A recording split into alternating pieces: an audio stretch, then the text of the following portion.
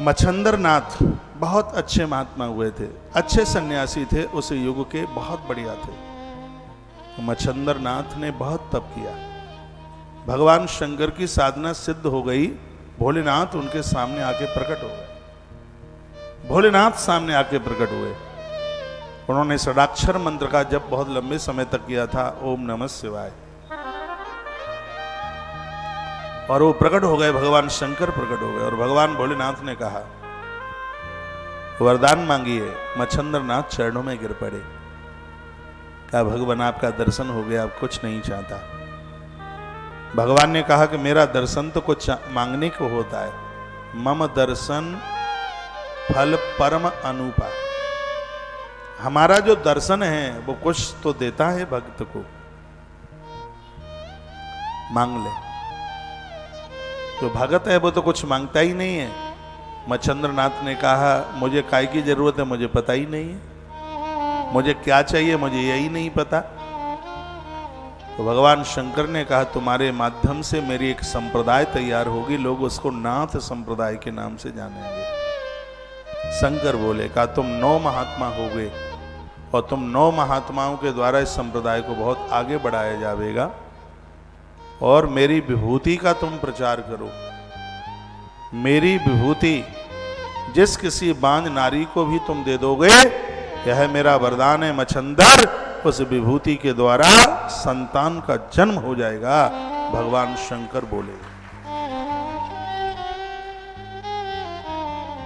भोलेनाथ ऐसा कहकर के प्रकट हो गए, अंतर्ध्यान हो गए। मच्छंदर नाथ कभी चूल्हा तो सुलगाते नहीं थे। सुनिए, भिक्षा मांग करके काम चलता था।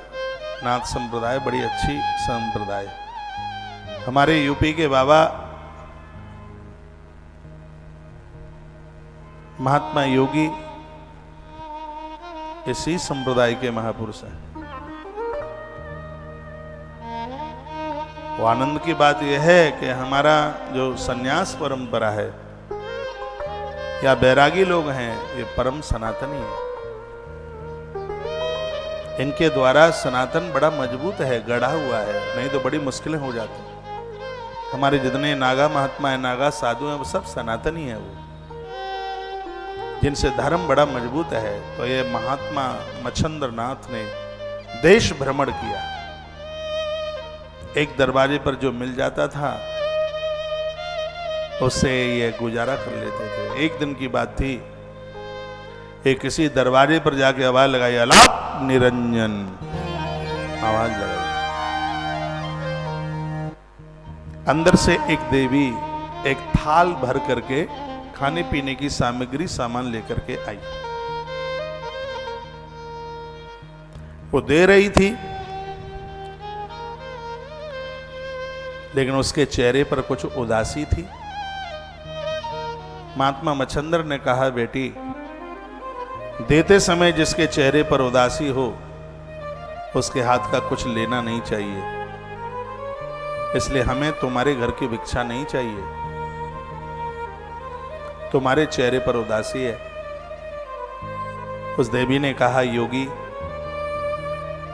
मेरे चेहरे पर उदासी इस देने की वजह से नहीं है, मेरे चेहरे पर उदासी किसी और वजह से है। मच्छंदर नाथ ने पूछा बेटी बताओ।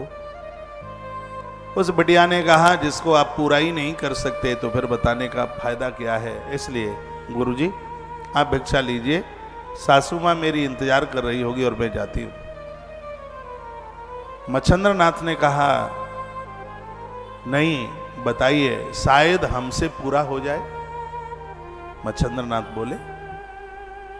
तब वह रो पड़ी, उसकी आंख में आंसू आ गए और वो कहने लगी गुरुजी मेरे कोई संतान नहीं है, लोग मुझको निपुत्री कहते हैं, लोग मुझे कलमुआ कहते हैं।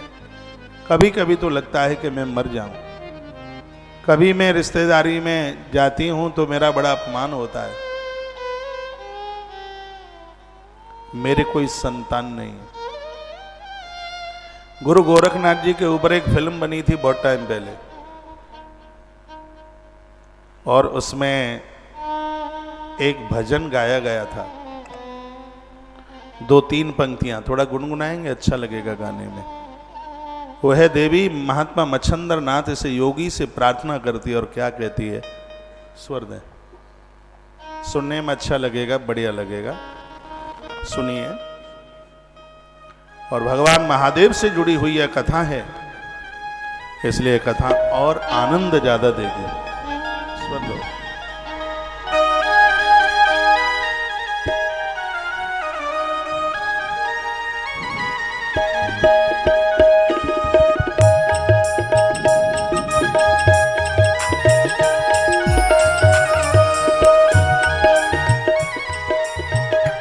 मेरा मिटता बंस बड़ा, ओ योगी मोहे बल दे दे। मेरा मिटता बंस बड़ा, ओ योगी मोहे बल दे दे। तालियां बजाओ, दोनों हाथ। मेरे अंगना में फूल खिला, ओ योगी मोहे बल दे दे।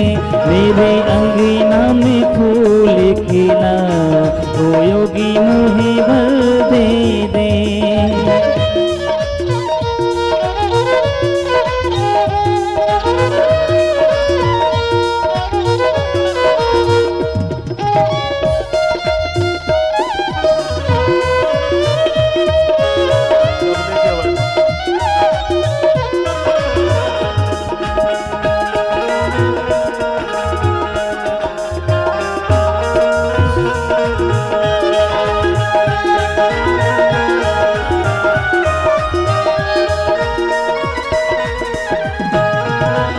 माँ बनना नारी का सपना, माँ बनना नारी का सपना, माँ बनना नारी का सपना।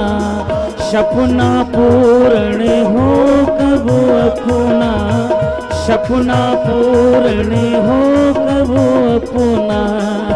मेरी सोनी गोद भरा, ओ योगी मोहे बल दे दे। मेरी सोनी गोद भरा, ओ योगी मोहे बल दे दे। मेरा मिटता बंस बड़ा, ओ योगी मोहे बल दे दे।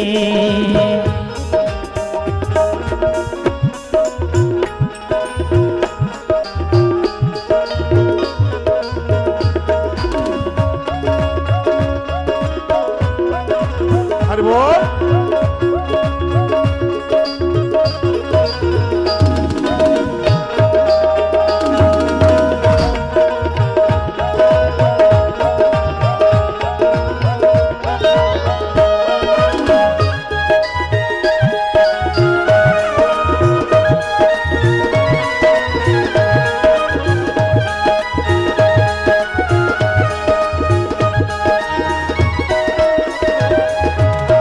हर कोई मुझको बांझी पुकारे, हर कोई मुझको बांझी पुकारे। कल मोही कहे ताने मारे, कल मोही कहे ताने मारे। मेरा बुझता दीप जला, ओ जोगी मोहे बल दे दे। मेरा बुझता दीप जला, ओ योगी मोहे बल दे दे। मेरा बिकता बंस बड़ा, ओ योगी मोहे बल दे दे। मिटता बंस बड़ा, योगी मोहि बल दे दे। मेरे अंगना फूल खिला, ओ योगी मोहे बल दे दे।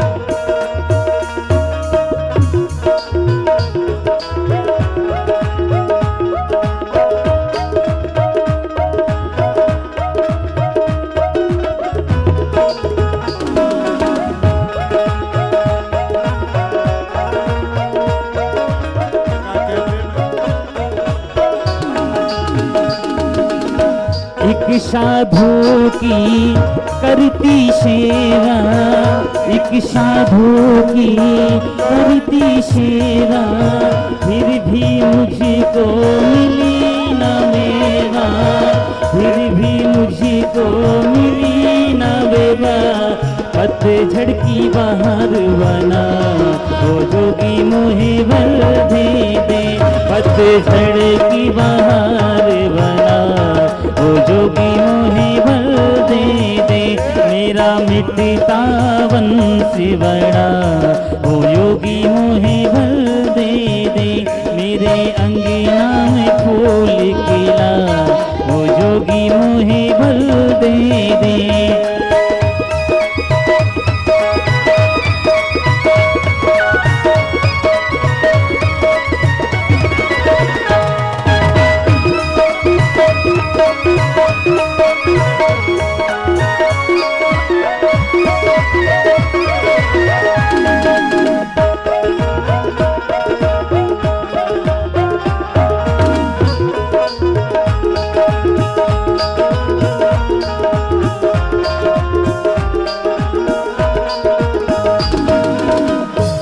बनना नारी का सपना, सपना पूर्ण हो कब अपना। माँ बनना नारी का सपना, सपना पूर्ण हो कब अपना। मेरी सोनी गोद भरा ओ योगी मोहे बल दे दे, मेरी सोनी गोद भरा ओ जोगी मोहे बल दे दे। मेरा मिटता वंश बड़ा ओ योगी मोहे बल दे दे। मेरे अंगना फूल खिला ओ योगी मोहे बल दे दे। मेरा मिटता वंश बड़ा ओ योगी मोहे बल दे दे। मेरे अंगना फूल खिला ओ योगी मोहे बल दे दे। योगी मोहे बल दे दे, योगी मोहे बल दे दे, योगी मोहे बल दे दे, योगी मोहे बल दे दे, योगी मोहे बल दे दे। जोगिया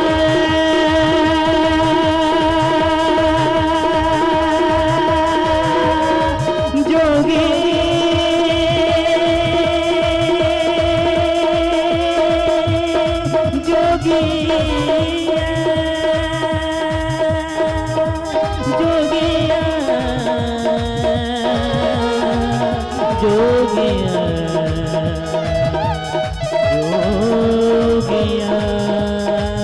मेरा मिटता वंश बड़ा ओ योगी मोहे बल दे दे। मेरा मिटता ओ योगी मोहे बल दे दे। मेरा मिटता वंश बड़ा ओ योगी मोहे बल दे दे। योगी मोहे बल, योगी मोहे बल दे दे, योगी मोहे बल दे दे, योगी मोहे बल दे दे, योगी मोहे बल दे दे।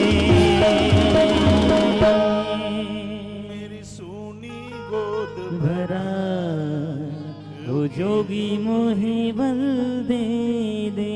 मेरा बुझता दीप जला ओ जोगी मोहे बल दे दे। मेरा मिटता वंश बड़ा ओ योगी मोहे बल दे दे। मेरी सोनी गोद भरा ओ योगी मोहे बल दे दे।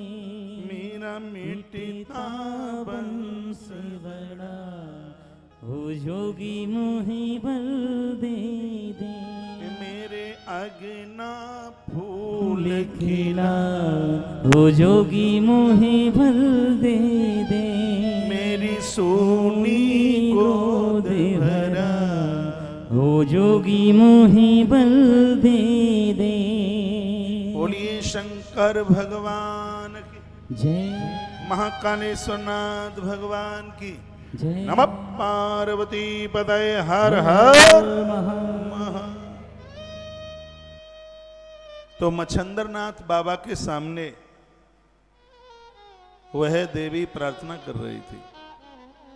वो कहती है मेरे संतान नहीं है, मेरे औलाद नहीं है, कोई मुझे कलमुआ कहती है, कोई मुझे बांझ कह के अपमानित करती है और मैं बहुत दुखी हूं। गुरुदेव पता नहीं है लालसा मेरे संग ही रह जाएगी क्या। तो भगवान शंकर ने तो कहा था कि भस्म का प्रचार करो और ये भस्म तुम जिसको दे दोगे मेरी कृपा उसमें होगी, निसंतान को संतान हो जाएगी, कामनाओं की पूर्ति हो जाएगी। शंकर ने कहा था। मच्छंद्रनाथ को वही बात याद आ गई तो उन्होंने अपनी झोली से भस्म निकाली। देखो महादेव की भस्म की महिमा देखिए। उन्होंने भस्म निकाली और कहा बेटी इस भस्म को तू जल के साथ ले लेना, निगल लेना, और इस भस्म के प्रभाव से महादेव जैसा पुत्र तुझे प्राप्त होगा। और ये कह करके मच्छंद्रनाथ वहां से चले गए। इस परिवार में गाय की पूजा बहुत होती थी, सैकड़ों गाय थी और पहले समय में लोग गाय रखते ही थे। इतने गाय की बहुत सेवा होती थी। तो वह देवी भिक्षा डालकर वो भस्म लेकर के गई और उसने खुशी के मारे नाच रही थी। तो उसने ये बात अपनी ननद को बताई और ननद के पेट में बात कम रुकती है कि वो भाभी की बात अपनी मां को ना कहे जाके। कम होता है कि ना कहे, तब तक तो उसका पेट फूल जाएगा, नहीं बताएगी तो। जब तक भाभी की बात वो अपनी मैयों को ना बताए तब तक तो पेट फूल जाएगा। उससे पेट में बात पचेगी थोड़ी। तो उसने तो मन पा करके अपनी भाभी को ये बात बता दी। वो अपनी ननद को उस भाभी ने ये बात बता दी तो ननद कहाँ रुकने वाली थी, दौड़कर डोकरी के पास पहुंची। क्या कि आजकल तो भाभी मुस्टंडों के साथ में उनका पता नहीं, वो तो उसने अपनी भाषा में और क्या क्या बोला। कहा कि एक बाबा जी से लेकर के धूल ले आइए और सो डोकरिया ने लाठी उठाई। सास थी डिप्लोमा, उसके पास तो लाइसेंस था सास का। तो उसने वो डंडा उठाया और आके बोले कलमो इधर इधर इधर। वो थर थर कांपती रही। कहा माँ जी क्या गलती हो गई? कौन फकीर बाबा के यहां से आई है? राख लाइए, राख। हाँ, राख से बच्चे पैदा होते हैं, राख से। उसको इतनी डांट लगाई। गोबर उठा रही थी वो और उसकी साड़ी के छोर में राख बंधी हुई थी। वो डर गई, वो भयभीत हो गई और उसने कह दिया माँ जी मैं तो उसको घूरे पर फेंक के आ गई। घूरा जानते हैं जहां गोबर डाला जाता है। तो इतनी भयभीत हो गई और उसने सास माँ के डंडों से बचने के लिए वो साड़ी का छोर खोला और उसने वो राख वहां घूरे पे जाके डाल दी। उसके ऊपर गोबर डलता रहा। कई साल तक गोबर डला उसके ऊपर। 16 वर्ष के बाद में वही मच्छंद्रनाथ आए वहां। उन्होंने फिर कहा अलक निरंजन। तब तक तो उसकी उम्र पलटा खा गई थी और वही देवी फिर आज भिक्षा देने के लिए आई।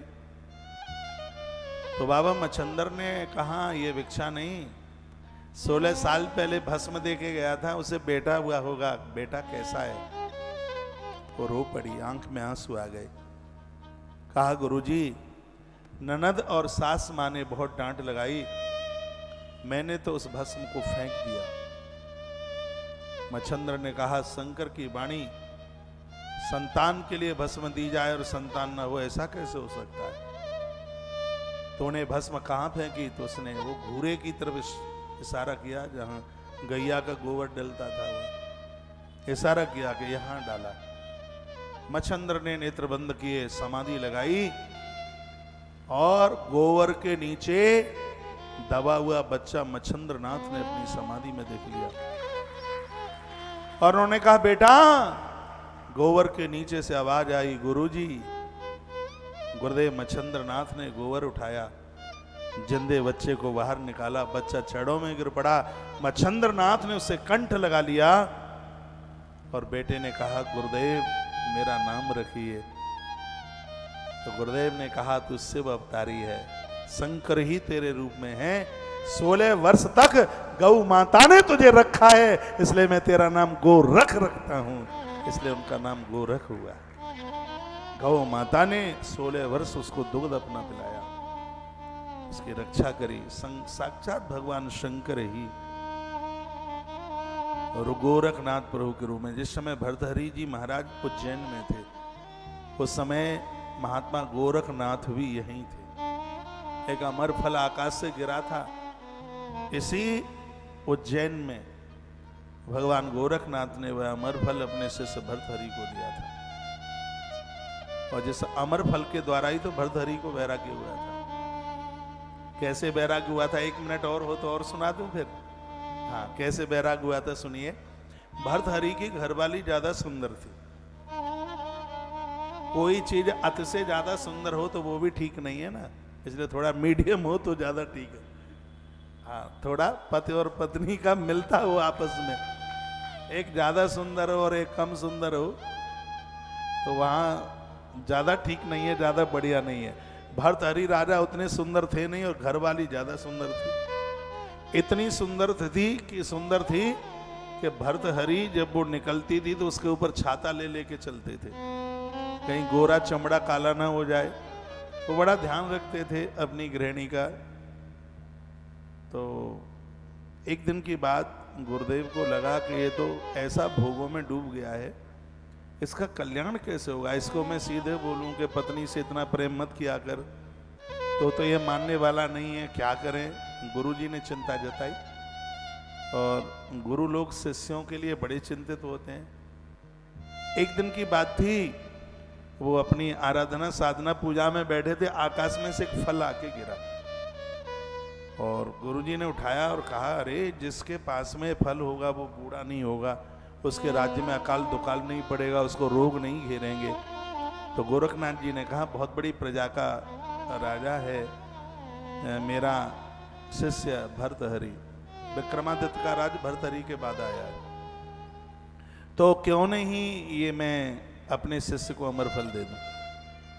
तो गुरुजी आए, भर्तहरि यहीं रहते थे उस समय उज्जैन में, तो उनको वो अमर फल दिया, पूरी बात बताई। कहा, बेटा ये फल जब तक रहेगा तब तक आदमी बूढ़ा नहीं होगा, रोग नहीं घेरेंगे, अकाल दुकाल नहीं पड़ेंगे, ये इसकी विशेषता है, युवा अवस्था बनी रहेगी। ये कह करके गुरुजी चले गए, गोरखनाथ जी ये कह के चले गए। अब भर्तहरि को लगा कि मेरी पत्नी बहुत सुंदर है, क्यों ना ये फल घरवाली को दे दूं सो वो कभी बूढ़ी ना हो। उनके मन में ऐसी बात आई, तो वो अपनी पत्नी के युवा अवस्था की चिंता करते हुए उन्होंने वह फल अपनी घरवाली को दे दिया। राजा ने, भर्तहरि ने अपनी घरवाली को दे दिया और पूरी बात बताई कि जब तक ये फल रहेगा तब तक कोई बूढ़ा नहीं होगा, युवा अवस्था बनी रहेगी। तो ये कह करके भर्तहरि चले आए अपनी राजगद्दी की तरफ। अब उनकी घरवाली ने सोचा कि इस फल की इतनी बड़ी महिमा है, तो राजा का सेनापति मुझसे बड़ा प्रेम करता है, क्यों ना ये फल मैं उसे दे दूं तो वो कभी बूढ़ा ना हो। हाँ, तो वो उसे प्रेम करती थी, सेनापति को। तो सेनापति आया, उसने ये फल उसे दे दिया। अब बोर तो नहीं हो रहे हैं, तो मैं गैर बदल दूंगा कथा का। तो उसने वो फल, ये बात इसलिए कही जा रही है, संसार में जब ये लगता है कि हम उसे बहुत प्रेम कर रहे हैं तो वो भी हमें कर रहा होगा। नहीं महाराज, ये दुरंगा है संसार। ये दिखने में कुछ और लगता है, परखने में कुछ और लगता है। राजा भर्तहरि अपनी घरवाली को प्रेम करता है, लेकिन घरवाली नहीं करती, वो सेनापति से प्रेम करती है। सेनापति आया और उसने वह फल उसे दे दिया, उसे कह दिया ये संभाल के रखना, तुम बूढ़े नहीं होंगे कभी।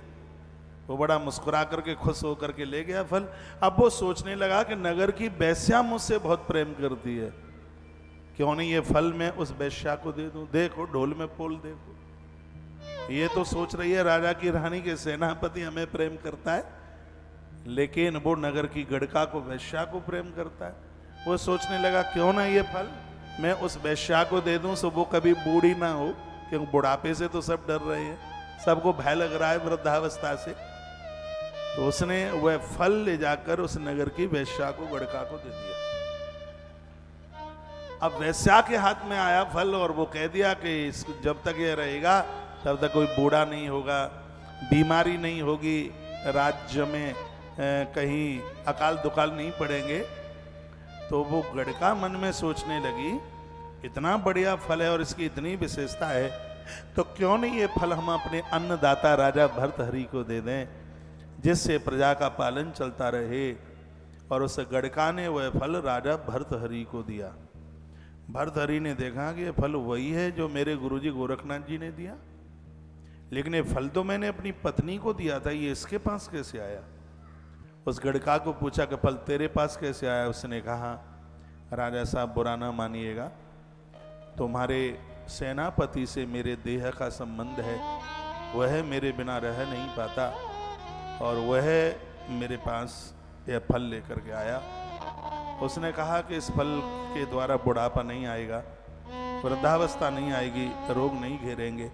तो मेरे मन में बात आई, पूरी प्रजा को भर्तहरि जैसे राजा की जरूरत है। राजा साहब, आप तो साक्षात भगवान हैं और भगवान की ही तरह मैंने समझ करके कभी मैं, आप जानते हैं कि आपकी राजधानी में जो सुंदर स्त्रियां हैं, मेरे बराबर किसी का सौंदर्य नहीं है, लेकिन हे राजन, तुम्हारे अंदर कितनी गुणवत्ता है।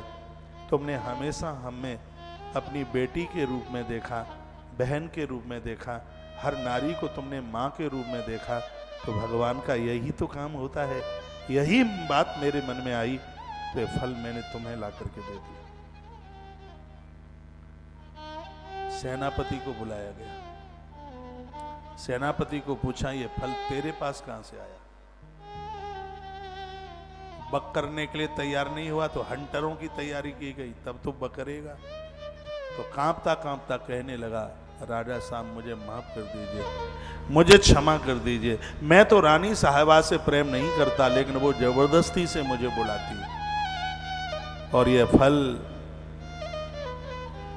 उन्होंने मुझे दिया है, मुझे आप क्षमा करें। बस इतना सुना, राजा हिल गया उससे। और उसी समय राजा को वैराग्य हुआ और राजा भर्तहरि ने 3 शतक लिखे और इसमें एक जो अद्भुत है वैराग्य शतक, मेरे निवेदन पर एक बार उसे पढ़ लेना। जो राजा ने जो अद्भुत बातें कही हैं, संसार से जहां तुम संसार का भौतिक स्नेह जोड़े हो, संसार स्वार्थी है, जिसको तुम चाह रहे हो वो तुम्हें नहीं चाह रहा।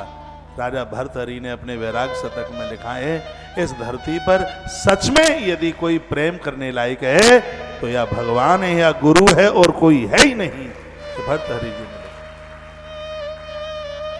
संसार के दलदल से बचाने वाले भगवान गोरखनाथ, जो महादेव की भस्म से प्रकट हुए हैं। भस्म का इतना बड़ा प्रभाव है, शंकर भस्म से अति प्रसन्न होते हैं।